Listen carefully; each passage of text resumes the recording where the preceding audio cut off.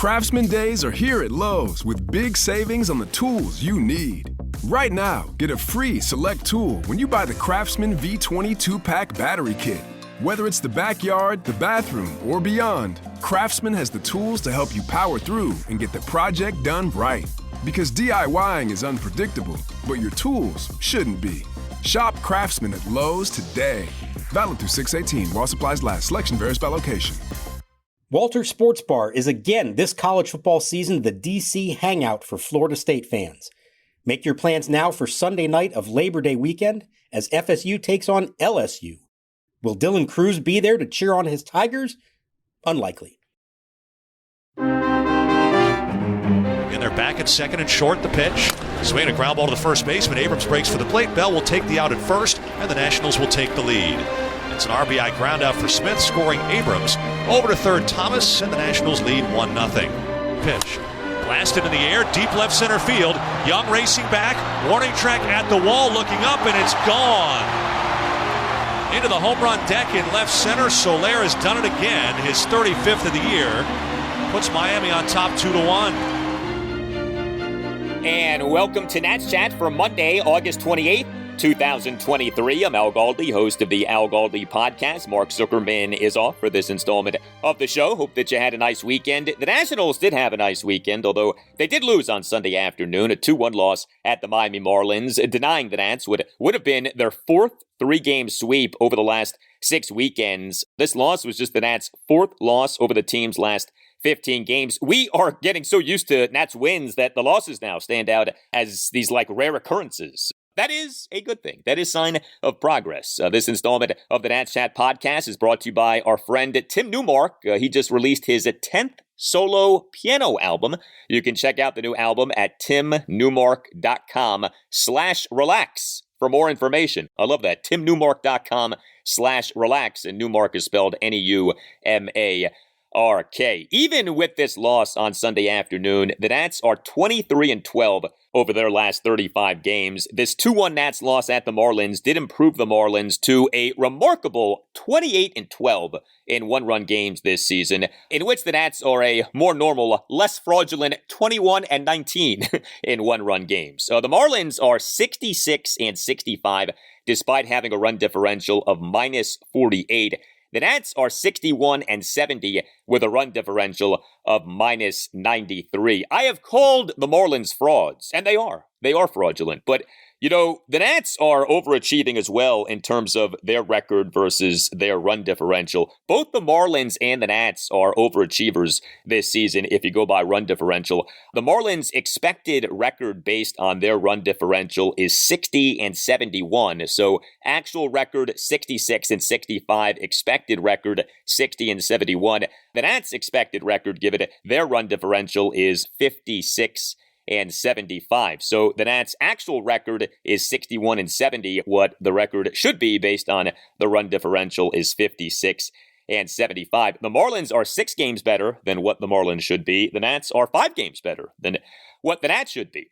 This is something to keep in mind with what's happening with the Nats. The Nats over the final 2 games of this series did not do much hitting. This 2-1 loss on Sunday afternoon, the Nats scored just 1 run, totaled just 7 hits, worked just 2 walks, went 0 for 6 with runners in scoring position. The 3-2 win on Saturday, the Nats won that game despite totaling just 4 hits and 2 walks and going just 1 for 6 with runners in scoring position. The Nats won 2 of 3 games in this series despite hitting 1 home run the entire series. I mean, you talk about the scrappy Nats, 1 homer over a 3-game series, and yet the Nats win that series, but the lone Nats homer in this series was the Carter Kieboom homer in the 7-4 win on Friday evening. Kieboom in that game as the Nats starting third baseman and number 5 batter, 1 for 3 with a 2-run homer, also drew a hit by pitch. He also was the Nats starting third baseman and number 5 batter in each of the final 2 games of the series, but he went 0 for 4 in each of those 2 games. But 1 home run for the Nats the entire series. The Nats for this season are just 29th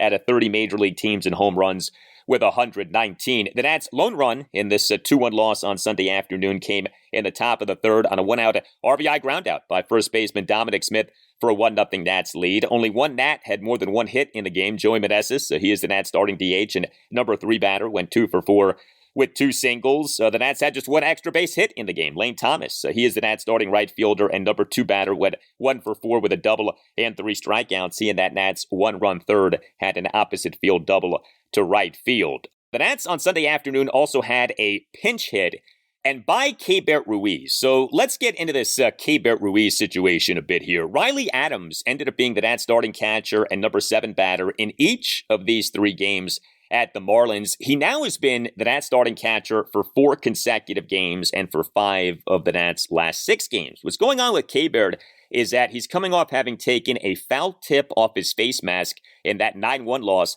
at the New York Yankees this past Wednesday night. Riley Adams, who I have advocated to get more plate appearances, did not have a good series at the Marlins. He, over the 3 games, went a combined 1 for 11 with a single. Keibert on Sunday afternoon did pinch hit. He in the top of the 9th had a 1-out pinch single into left field. So it was good to see that. And he in the 7-4 win on Friday evening was the Nats starting DH and number 4 batter. He went 2 for 5 with an RBI single and an infield single. Nats manager Davey Martinez, in his pregame session with reporters on Sunday, indicated that Keibert should be back as the Nats starting catcher on Monday night for Game 1 of a 3-game series at the Toronto Blue Jays. So we shall see. The Nats, shortly after their loss on Sunday afternoon, did announce a roster move, announced the optioning of outfielder Blake Rutherford to AAA Rochester, and Mark Zuckerman did tweet early Sunday evening that catcher Drew Millas is making the trip to Toronto with the Nats, so perhaps Millas is about to be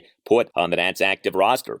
The biggest bright spot, by far, from the Nats in winning 2 out of 3 games at the Marlins over the weekend was the starting pitching. This ended up being maybe the single best series of the Nats season in terms of starting pitching, especially when you consider that the Nats in this series started neither Josiah Gray nor Mackenzie Gore, and yet the Nats starting pitching in this series was excellent. Now, it's worth noting that the Marlins are not a good hitting team. The Marlins came into Sunday just 22nd out of 30 major league teams and team-weighted runs created plus for this season, but consider what went down with the Nats starting pitching in this series. So the 2-1 loss at the Marlins on Sunday afternoon, Trevor Williams, 2 runs in 7 innings. He gave up 5 hits, a 2-run homer, 2 doubles, and 2 singles. He issued 2 walks. He recorded 5 strikeouts. He threw 104 pitches, 63 strikes versus 41 balls. So Williams, in the bottom of the 3rd, allowed the 2 runs that he gave up. He gave up a leadoff opposite field single by Luis Arraez to left center field, and then gave up a 2-run homer by Jorge Soler to left center field on an 0-2 pitch for a 2-1 Marlins lead. The homer went a projected 418 feet per StatCast. So, that was a bomb on an 0-2 pitch. And we know that Williams has had an issue with giving up the homer this season. But still, 2 runs in 7 innings. This was a second consecutive very good outing by Trevor Williams, who was coming off what he did in the Nats' 4-3 win over the National League wildcard leading Philadelphia Phillies at Muncie Bank Ballpark at historic Bowman Field in Williamsport, Pennsylvania in the 2023 MLB Little League Classic. Now 2 Sunday nights ago, August 20th, Williams in that game had a much-needed good outing in tossing 6 scoreless innings. So Williams, over his last 2 starts, 2 runs in 13 innings. He entered that start against the Phillies in Williamsport with an ERA of 6.32 since the beginning of June. I mean, we had talked on this podcast about, hey, is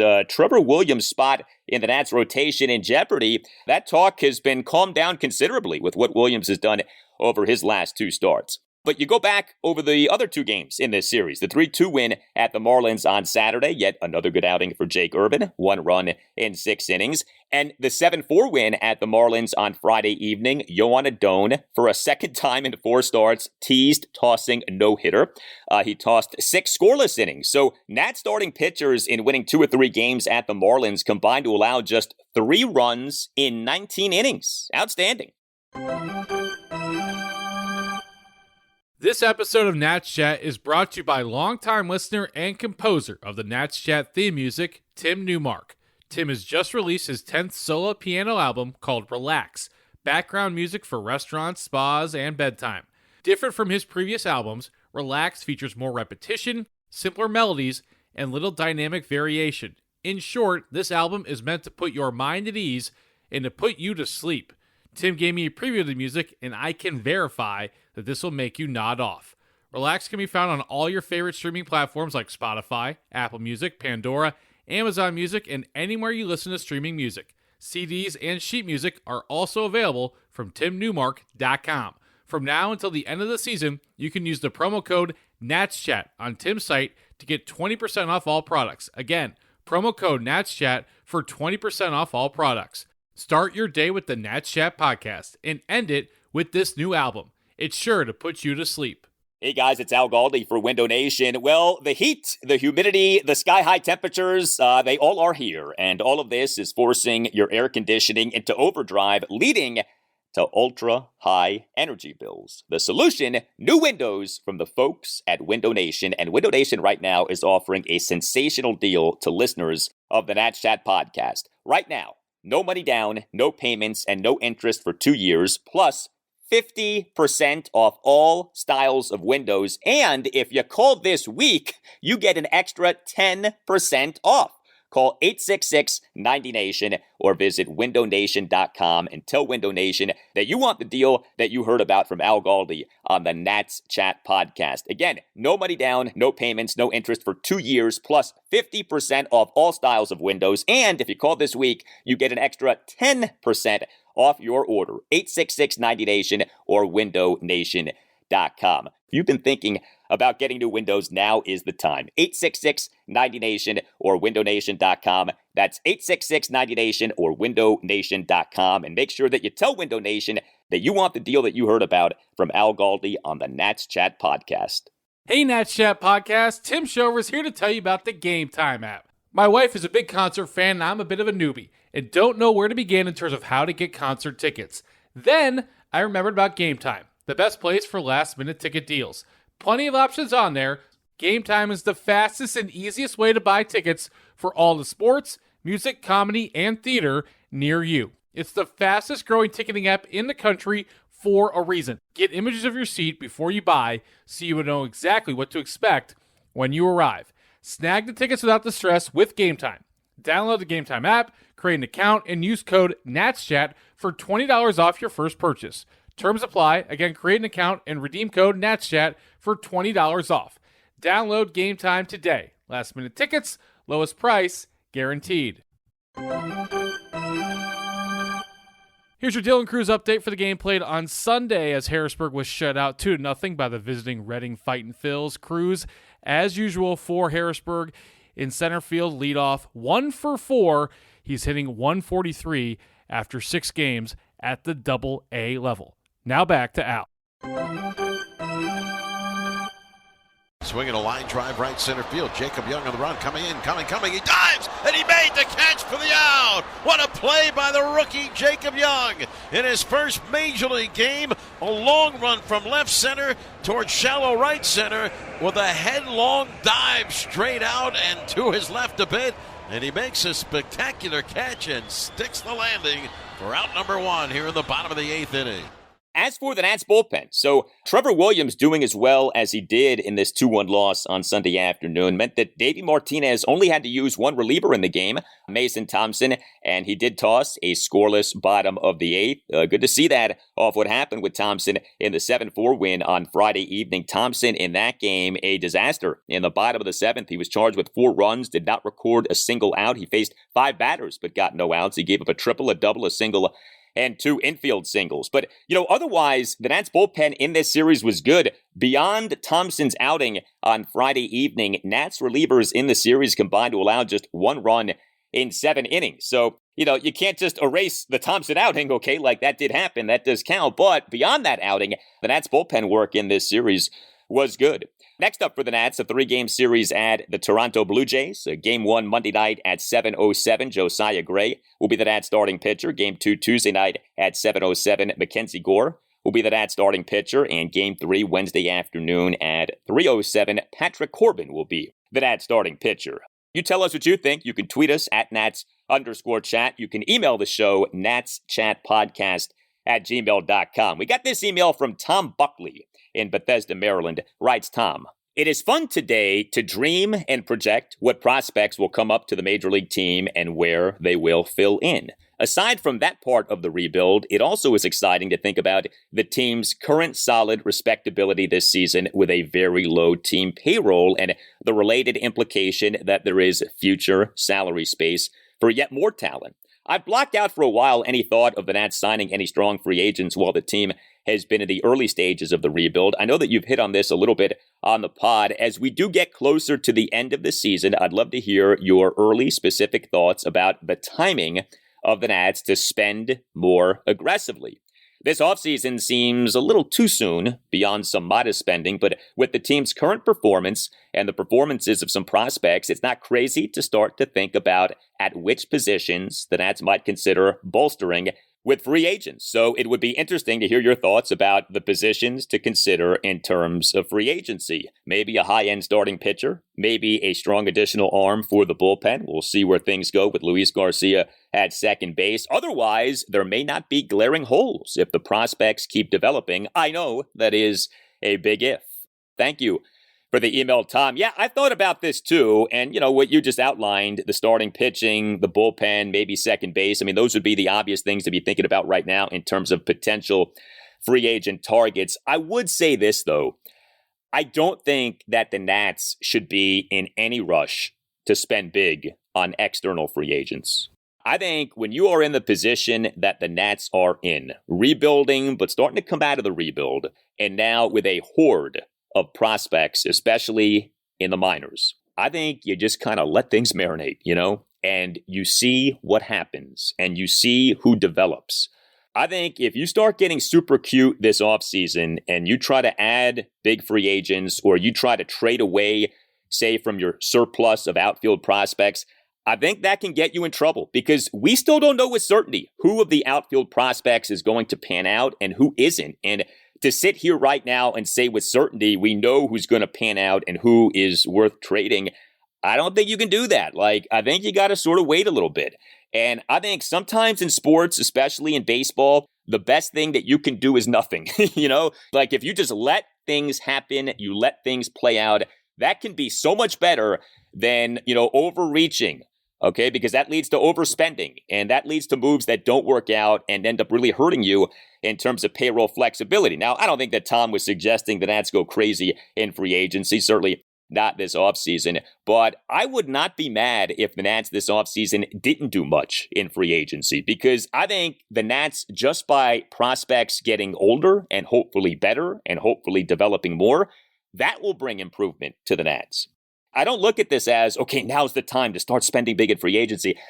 I really have come to think this. I think free agency in baseball and really in all pro sports is a sucker's game. It just is. And that's not to say that there aren't free agent signings that work. There are some. But by and large, especially the big money free agent signings, they don't work. And you don't get bang for your buck. And you do end up regretting the contract. And so to dive back into those waters, especially right now with the youth on this team, with sort of the open landscape that is in front of us in being Nats fans and in following this team, it feels like the sky's the limit, especially with guys like Dylan Cruz and James Wood, right? It's like, let's not get in the way of any of that. Let's just let these things happen. And I'll tell you something else, and it may sound like I'm kidding when I say this, I'm not. I would reserve money to sign Dylan Cruz and to sign James Wood to long-term contract extensions. Okay, now you're not necessarily going to be doing that right now. I understand that. But I would have that as a part of my, say, 3-year plan. Mike Rizzo likes to talk about how he has a 1-year plan, a 3-year plan, and a 5-year plan. Assuming that Mike Rizzo is staying and is going to be signing a contract extension, I absolutely would have as part of my budgetary plan for the next 3 seasons, signing the likes of Dylan Cruz and James Wood and who knows who else to long-term contract extensions. Now, we've played this game before. The players have to be open to doing that. We know that Dylan Cruz has as his agent, Scott Boras, okay, so we can debate the likelihood of that. But let's not make the same mistake that was made with Juan Soto, okay? Let's be uber aggressive with the likes of Dylan Cruz and James Wood, assuming that you believe in those guys. And at this point, I don't know how that you wouldn't, in going after those guys contractually and trying to lock them up as soon as is reasonably possible. And you might say, well, hey, there's risk because those guys have to prove themselves. Yeah, that's true.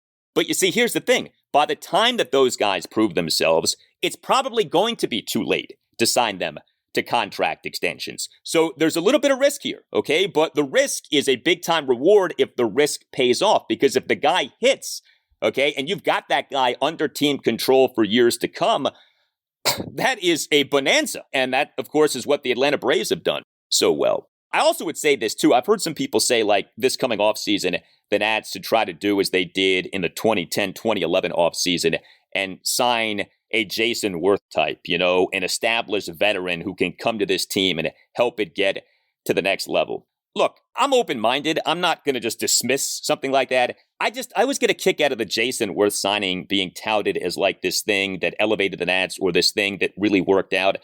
There were some very good things that Jason Worth did as a Nat, but the Nats signed Jason Worth to a 7-year, $126 million contract. Jason Worth, over 7 seasons with the Nats, 2011 through 2017, totaled 9 wins above replacement, WAR, for Baseball Reference.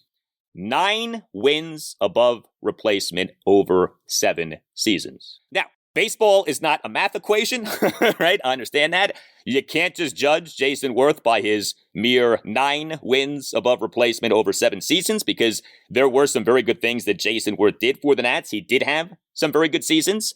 He did come through in some postseasons. We all remember the Worthquake, Game 4 against the St. Louis Cardinals in the 2012 NLDS. Worth also was very good in that NLDS against the Los Angeles Dodgers in 2016. And I am willing to accept to a point that Jason Worth helped the culture of the Nats, okay? Like, I don't think that that's all just like, ridiculous talk. Like, I think there is some legitimacy to that. Now, I do think that gets overstated. And I do think that what gets totally ignored is that the majority of the key pieces who helped the Nats get good beginning with that 2012 season were already in place when the Nats signed Jason Worth in December 2010.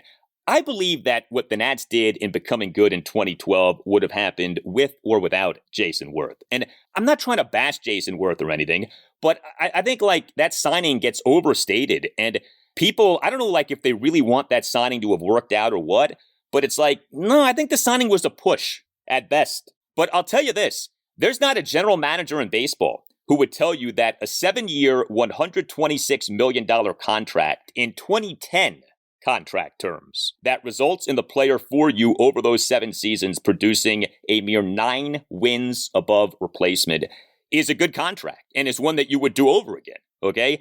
So, you can buy into some of the non-statistical stuff, and that's fine. And like I said, I don't think that that's all just made up stuff. Like, I think there is some legitimacy to that stuff. I think it gets overstated, but I think there is some legitimacy to that stuff.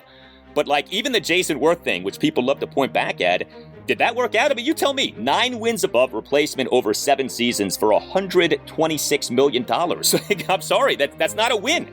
All right, that's not a win for the organization. So I think that's something to keep in mind too. Hey, you can find us on our website, natschatpodcast.com, in which you can buy a Nats Chat Podcast t-shirt. All Nationals radio highlights on Nats Chat are courtesy of 106.7 The Fan. A thank you to Tim Newmark for the Nats Chat Podcast music. Check out his site, timnewmark.com, and know that this installment of the podcast has been brought to you by Tim, who has just put out his 10th solo piano album. You can check out the new album at timnewmark.com/relax for more information.